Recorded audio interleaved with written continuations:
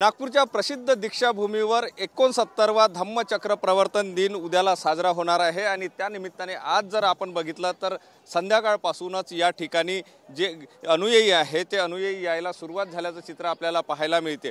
दीक्षाभूमीची lighting आपण या ठिकाणी बघू शकतो की अगदी रंगीबिरंगी लाइटिंगने दीक्षाभूमी सजलेली आहे आणि हा सोहळा जो आहे तो भव्य दिव्य असा सोहळा या नागपूरच्या दीक्षाभूमीवर रंगणार आहे आणि त्या दृष्टिकोनातून या ठिकाणी आजपासूनच जे अनुयायी आहेत ते दूरवरून या ठिकाणी यायला सुरुवात झालेली आहे। एकंदर म्हणजे जे लाखोच्या संख्येने अनुयायी जे आहेत ते देश विदेशातून आणि संपूर्ण भारतातून अनुयायी या ठिकाणी येतात आणि आजपासूनच आपण जर बघितलं तर बाहेरपर्यंत आपल्याला आजच रांगा आपल्याला या ठिकाणी पाहायला मिळते आहे।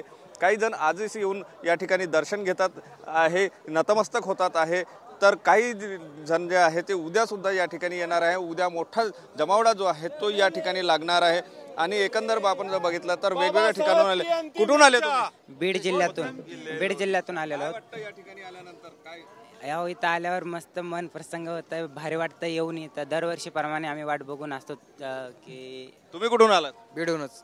काय वाटतं एकंदर एकदम भारी वाटतंय, सगळ्यात नंबर एक। लय दिवसाची इच्छा होती, आज पुरी झाली, आपली वाली स्वप्न होते। तुम्ही कुठून आला?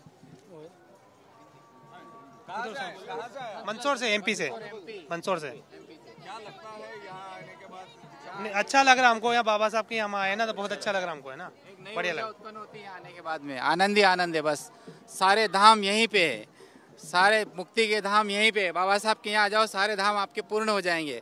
हाँ ना, यहाँ पर हमने जो पढ़ा है सुना है, बाबा साहब डॉक्टर B.R. अम्बेडकर साहब जो भारत संविधान निर्माता है और गरीबों के मसीहा है और महिलाओं को आज़ाद करने वाले स्वतंत्र भारत के प्रथम कानून मंत्री, संविधान निर्माता, उन्होंने पूरा जीवन अध्ययन करके ज्ञान हासिल करके हम सबको युगों युगों तक जो राइट से दिए, फंडामेंटल राइट से दिए, जो रोड पे चलने वाले हर व्यक्ति को उच्च स्तर पर जो राष्ट्रपति प्रधानमंत्री तक बनने का हक अधिकार दिया। ऐसे महामानव नक्कीच बाबासाहेबांनी जे मानवाला अधिकार दिलेले आहे आणि त्याच अधिकाराला जपत कुठेतरी हे जे मोठ्या प्रमाणात आहे ते या ठिकाणी अनुयायी जे आहे ते येतात आहे। मध्य प्रदेशमधून आलेले आहे, छत्तीसगडमधून आलेले आहेत, देशभरातून अनुयायी जे आहे ते या ठिकाणी येतात। महत्त्वाचं म्हणजे हीच ती पवित्र दीक्षाभूमी आहे ज्या दीक्षाभूमीवर बाबासाहेब आंबेडकरांनी बुद्ध धर्माची दीक्षा घेतली होती आणि तेव्हापासून या ठिकाणी धम्मचक्र प्रवर्तन दिन मोठ्या उत्साहामध्ये दरवर्षी साजरा केला जातो। यावर्षी 69वे वर्ष आहे आणि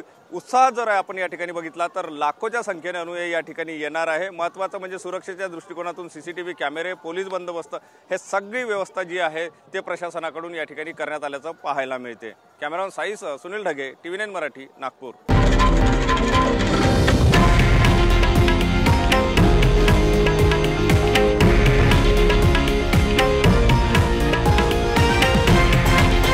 हे आहे देशातील नंबर 1 न्यूज नेटवर्क आणि आपण पाहत आहात TV9 मराठी, एकमेव।